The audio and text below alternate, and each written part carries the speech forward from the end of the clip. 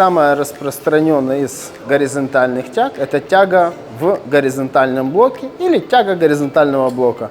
Развивает мышцы, держащие грудной отдел позвоночника.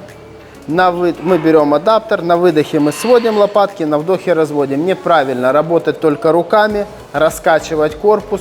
У нас корпус фиксирован, сидим ровно. На выдохе сводим лопатки, на вдохе разводим. Здесь основная работа идет как раз на сведение и разведение лопаток. Корпус держим ровно, не заваливаем назад, не наклоняем вперед. На выдохе мы сводим лопатки, на вдохе разводим.